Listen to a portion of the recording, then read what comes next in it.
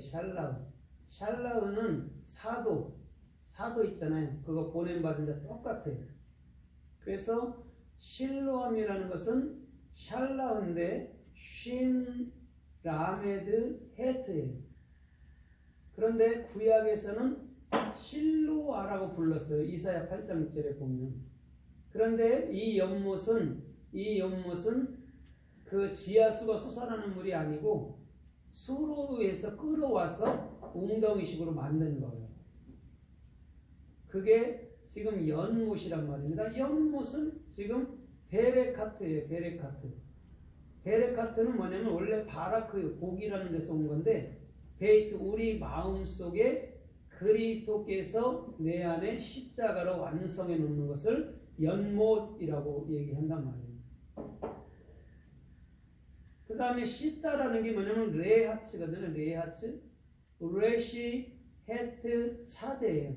그럼 그리스도라는 성령이 우리의 모든 것을 책임져 주신다라가 뭐예요? 지금 시타라는 말이라고.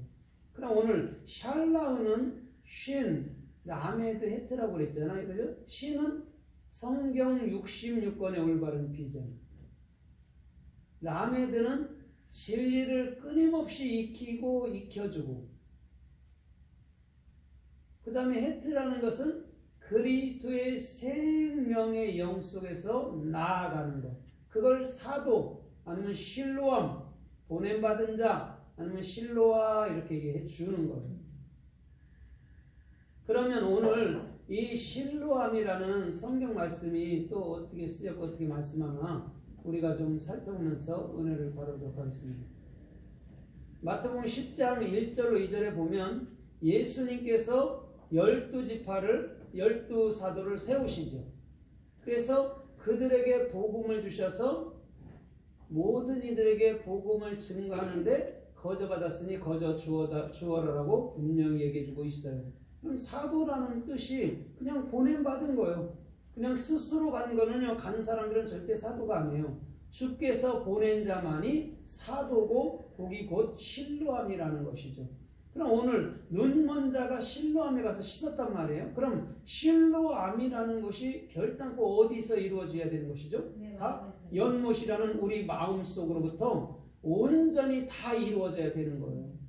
그러면 우리는 처음부터 소경이었고 그 소경의 눈을 띄워주셔서 오늘도 사도로서 보냄받은 자들로서 살도록 우리 주님은 저와 여러분들을 이끌어 주신다라는 것이죠. 그래서 마태복음 21장 1절로 2절에서도 벳바게쯤 이르렀을 때 주님께서 두 제자를 보내시면서 참으로 나귀와 나귀 새끼를 끌어오라고 얘기해 준단 말이에요. 두 제자를 보냈단 말입니다. 그것이 지금 뭐냐면 샬라흐예요. 실로암이라는. 그럼 왜 보냈죠? 나귀가 또 누구고 나귀 새끼가 누구죠?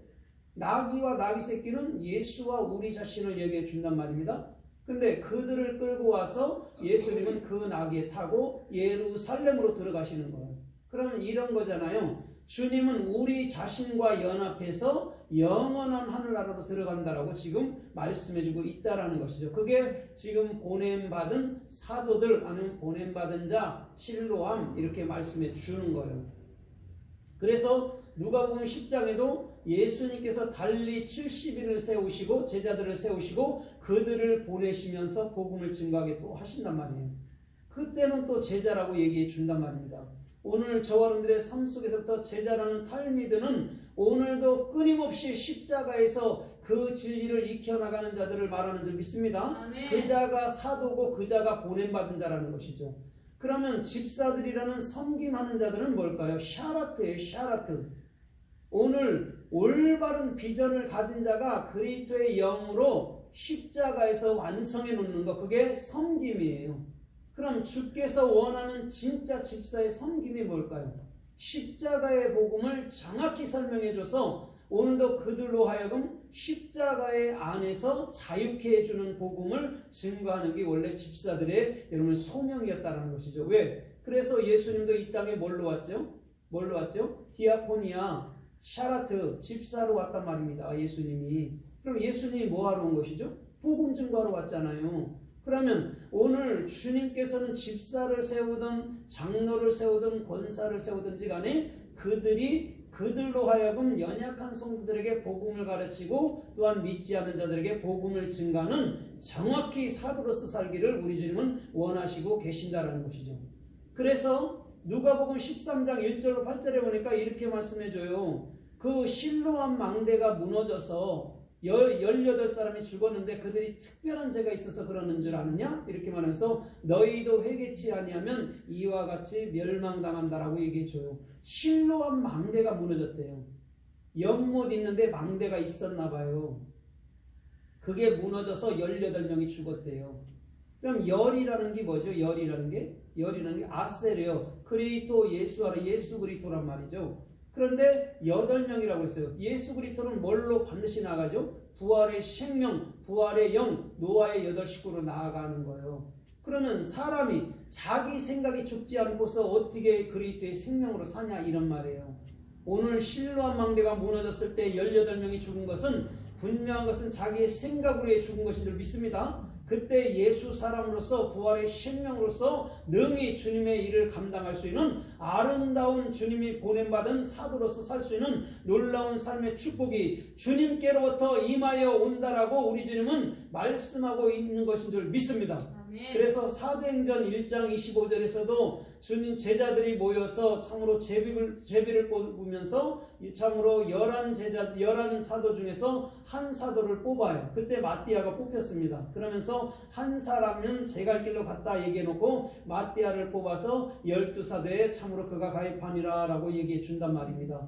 오늘 그 사도는 우리들의 모든 영혼들을 얘기해주고 있는 것인 줄 믿습니다. 그러면 그 안으로 들어갈 때 우리도 12사도 안에 12지파 안에 다 들어간다라는 것이죠. 왜? 우리 주님은 분명히 저와 여러분들에게도 복음을 주시고 그 복음을 증거하며 살도록 모든 삶 속에서 인도해 주신다라고 우리 주님은 말씀하고 있는 것인 줄 믿습니다. 그래서 사도행전 13장 1절로 3절에서도 주를 섬겨 금식할 때에 이렇게 말씀해요. 성령이 그들에게 말씀하실 때 바나바와 바울을 따로 세우라 하면서 그들에게 안수하면서 그들을 보낸단 말입니다.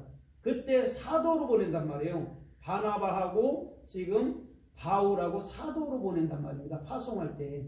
그러면 오늘 금식을 할 때 그랬단 말이에요. 금식이라는 게 뭐죠? 금식이라는 게 나의 생각에 대해서는 율법에 대해서는 내가 더 이상 내 스스로 살지 않겠나이다가 금식이란 말이에요.